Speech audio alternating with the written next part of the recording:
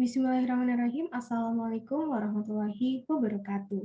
Perkenalkan, saya Ayudhi Rizky Pradipta, mahasiswi dengan NIM 12040010028. Saya dari kelas BKI 6A.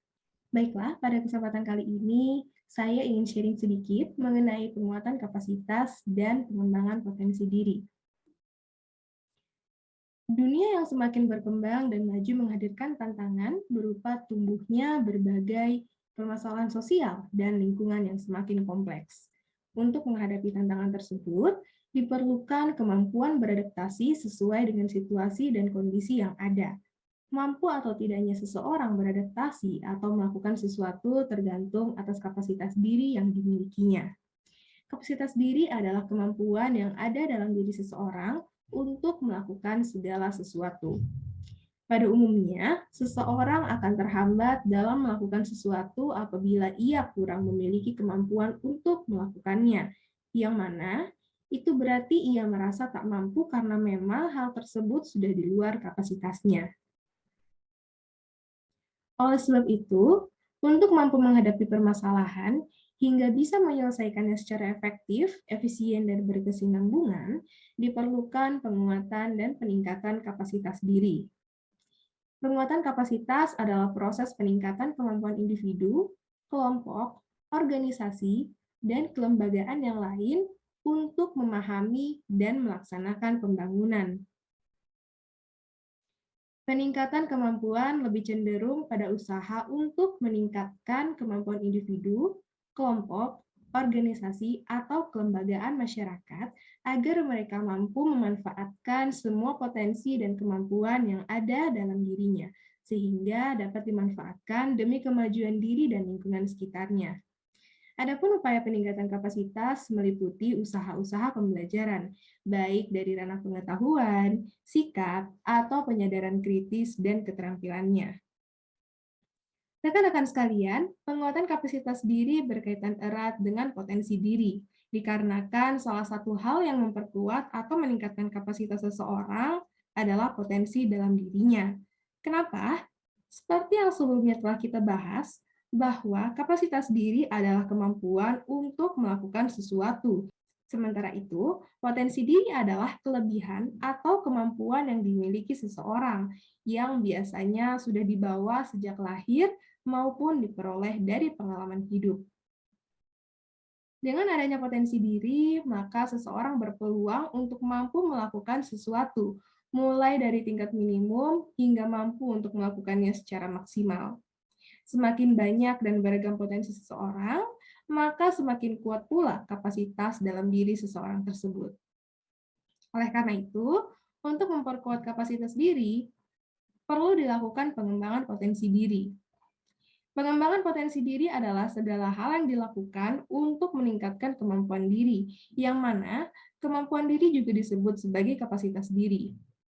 Adapun pengembangan potensi diri bertujuan untuk memaksimalkan segala potensi yang ada dalam diri kita, sehingga kita dapat menjadi pribadi yang luar biasa dan mampu bertahan dengan segala perubahan zaman.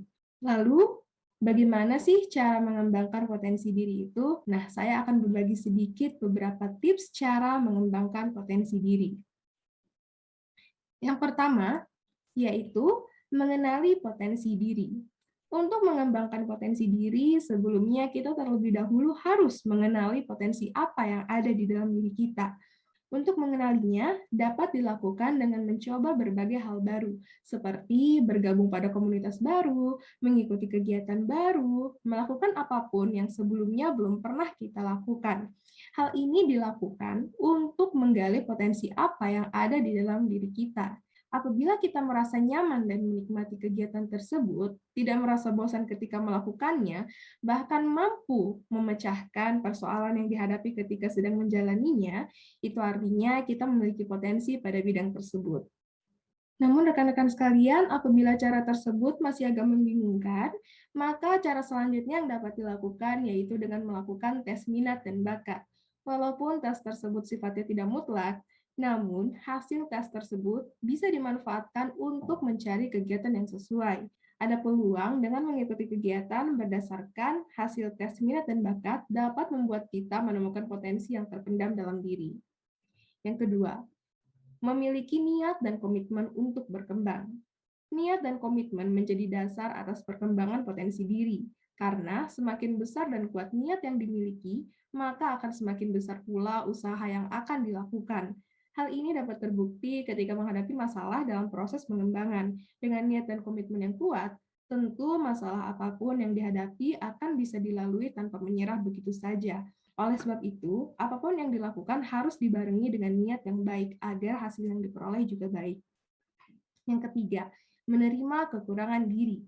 Setiap orang memiliki kekurangannya masing-masing. Mengingat hal tersebut, maka cobalah berdamai dengan kekurangan yang kita miliki, agar nantinya kita tidak merasa rendah diri. Oleh sebab itu, dilakukan pengembangan potensi diri untuk menutupi dan melengkapi kekurangan yang ada. Maka tidak perlu merasa berkecil hati atas kekurangan yang kita miliki, ya rekan-rekan sekalian. Yang keempat, yaitu keluar dari zona nyaman. Zona nyaman seringkali membuat seseorang terhambat atau bahkan gagal dalam mengembangkan potensi diri. Hal ini terjadi dikarenakan ketika seseorang terus-terusan berada di zona nyamannya, kemampuannya ya akan begitu-begitu saja. Kemudahan dan kenyamanan secara berkelanjutan justru akan melemahkan diri, dan kemampuan untuk mengeksplorasi potensi diri pun berkurang. Oleh sebab itu, cobalah memulai untuk melangkah keluar dari zona nyaman. Tentu awalnya tidak akan mudah beradaptasi dengan situasi baru, namun disitulah tantangannya. Tantangan tersebut yang nantinya akan menguatkan diri dan mengasah potensi yang ada untuk semakin berkembang. Bahkan tidak menutup kemungkinan dengan keluar dari zona nyaman dapat menggali potensi lain yang sebelumnya tidak kita sadari. Yang kelima, memilih lingkungan dan pergaulan yang positif. Lingkungan memberi pengaruh yang besar terhadap proses pengembangan potensi diri.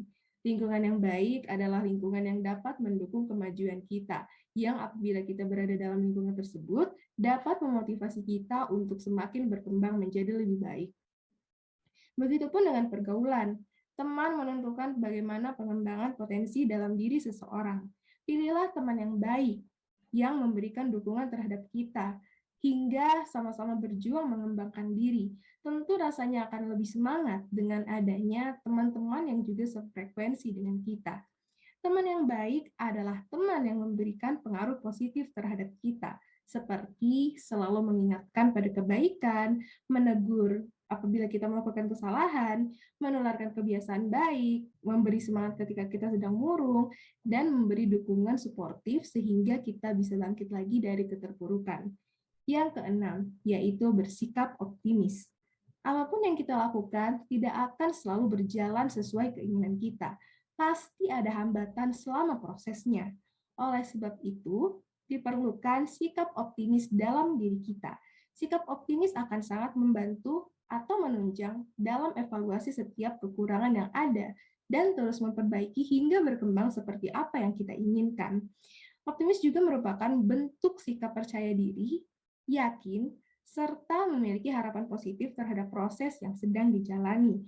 Dengan optimis, kita akan senantiasa berpikir positif dalam menyikapi segala perkara, tidak mudah menyerah dan putus asa, serta tetap semangat. Yang terakhir yaitu haus belajar. Hidup merupakan proses belajar ya rekan-rekan sekalian, bahkan sampai usia berapapun orang masih perlu belajar. Belajar bukan cuma perihal proses interaksi antara guru dan murid, melainkan belajar itu ketika dari keadaan tidak tahu menjadi tahu, tidak ahli menjadi ahli, dan tidak baik menjadi baik. Apapun proses yang dilakukan dan mengubah diri menjadi lebih baik, itu dinamakan belajar. Maka, untuk terus mengembangkan potensi diri, kita harus banyak belajar. Semakin banyak pengetahuan yang dimiliki, maka semakin besar peluang untuk menambah dan mengembangkan potensi diri. Baiklah, demikian yang dapat saya bagikan pada kesempatan kali ini. Semoga apa yang saya sampaikan dapat memberi manfaat bagi rekan-rekan sekalian.